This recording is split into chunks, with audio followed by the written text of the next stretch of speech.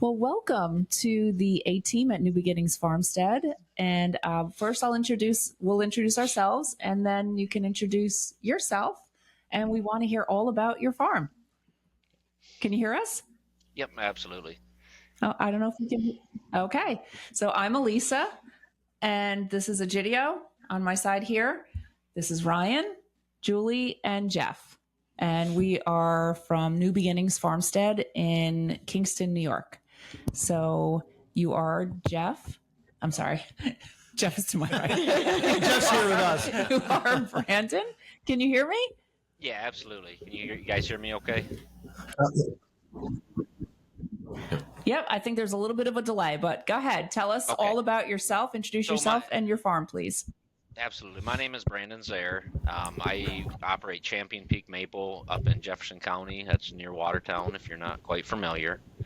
And we've been doing maple for quite a while up there. In the summer, I actually kind of migrate down to Livingston County, and we have what you'd call like, I don't know, almost a hobby farm. So we sell meat, produce directly to consumers. But maple is kind of what we're talking about right now. So our history of our maple operation is, if you went in the Wayback Machine all the way back, our family emigrated over to the United States, and we started making sugar in about 1838. So we've been doing it for a little while. The property that we're on, we've been there since 1952. Oh, I'm sorry, one more time.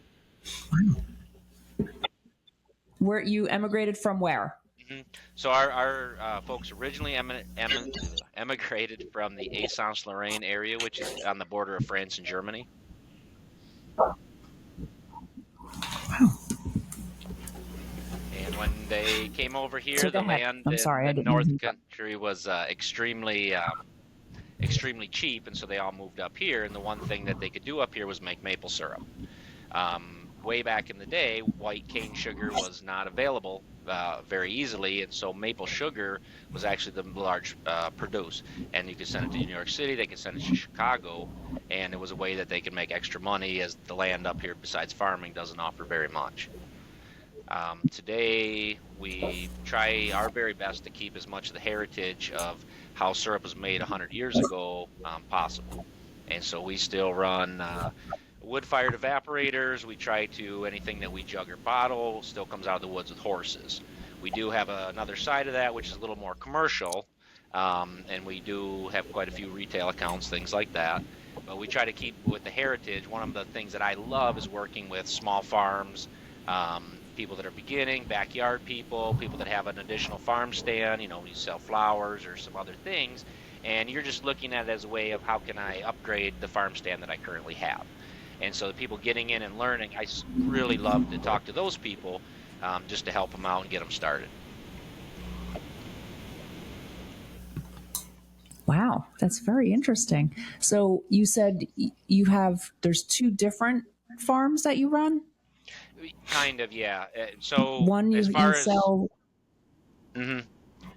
So what I do is maple syrup is a seasonal business, right? And so we can only make it in the spring. Unfortunately, I don't love the cold and the snow enough to live in it all year. And so I moved down to Western New York, and we do flowers and produce. USDA cuts of meat directly to people. And that started as a way of, how do I have a sustainable family farm without getting super large? We have to be as profitable as we possibly can to make a go of it. And so we kind of balance the two, and the seasons work out very well. We don't, grow produce in the winter, and we don't make syrup in the summer. Wow. So you're located in the Tug Hill region, right? And does all the snow that you all get there have an impact on your production?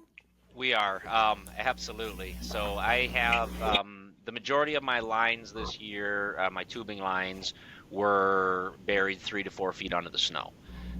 We were 97 days shoveling lines out just to even be able to begin with our season. As far as being able to get horses in the woods for buckets and things like that, trails had to be kind of pushed out, and that was only started about 2 weeks ago, which historically is extremely late for the season. Unfortunately, in any agriculture, we are dependent on Mother Nature. So you physically move where you're staying from the farm, the summertime farm, and Hmm. the maple farm? You go back and I forth like you I live do. there? Yep. I'm very blessed to have a little redheaded girl that allows me to do that, and she enjoys the maple as much as I do. Um, to have real good sugar maple trees, you need lime rock, and we've been on this property, like I said, for 76 years now, I think. And so there's a lot of heritage to it to give up, and the growing conditions, the growing season up here for the rest of it is not very large. We've learned that selling to tourists generates a lot of retail money, and so we kind of follow the tourists back and forth. Um, if that makes any sense. I know it's kind of a weird lifestyle, but it works for us. Wow. Wow. Tell us about the scope of your farm. How many taps, how many acres, how many staff? So what we do is we run about 4,100 trees on high vacuum. I guess you could split it into two sides: a commercial side and a retail side. And so we run about 4,100 high vacuum taps, and the majority of that gets shipped off to Vermont, gets relabeled as Vermont syrup. We sell it in the 40-gallon drums. Um, on the other side of the road, we traditionally do about 1,000 to 3,500 bags. We have a lot of good Amish neighbors that help us, and so they help us gather that, and we buy a lot of sap in from other people or small producers. A lot of people get into it. They really enjoy it. As they're growing, they're unable to either purchase the equipment they'd like, or they just get overwhelmed. And so we buy an abundance of sap off them so they can still have a little bit of cash and still enjoy it. So in any year, typically we produce 2,500 to 3,500 gallons of syrup. Any year, I'll buy in between 10 to 15,000 additional taps. And so you kind of think about it like a custom operator, where we've got a little bit bigger equipment, and if you're overwhelmed, we can kind of tag us in and we can help you. Most people today, they get into maple, and if they're not going to do it as a full-time occupation, they've got kids, they've got ball games, things on the weekend, all kinds of projects, and there can be a lot of time that's got to be associated with it, right? And so we just try to help out where we can on that, if that makes sense. Wow. So I've never spoken to someone who purchases sap before. Is there like an average going price for that, or is it what is that? So what we do with it is we'll take we'll measure the sugar when it comes in, and then typically if we have to pick it up, I get 50% of the syrup it would have made, and then you get 50%. If you bring it to me, you get 60, I get 40. Just we have to cover transportation, and then we base it off the cost, the bulk cost. So what we're going to sell it in the drums for, or if you'd like your syrup back, we can just give you syrup back instead. And so we just kind of have a really cool spreadsheet that Cornell came up with, and we put all the inputs in, and it tells us what we owe you at the end of the year. We have some people that, they get going and they may bring me 100 gallons. I have a few producers that they only want to make X amount of syrup, but they have a few extra trees and they like a little bit of cash during the season to help them out. And so we've got a very large range of people that we deal with, some on a much bigger scale than others. But in our world, whether you make 1 gallon or 10,000 gallons, you're a sugar maker. And so we just try to be supportive of the industry. Nice.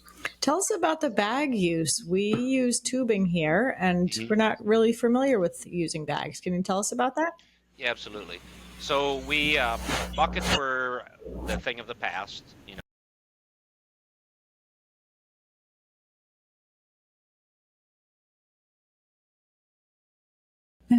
Thank you for joining us. We really love talking to you, and hopefully we will be able to cross paths again someday. We never know. If we'll have to reach out when we go up to Association Island. If you are in the area, maybe we'll see if we can stop by and visit. Thank you, and good luck with your the weekend or Maple Weekend. Good luck.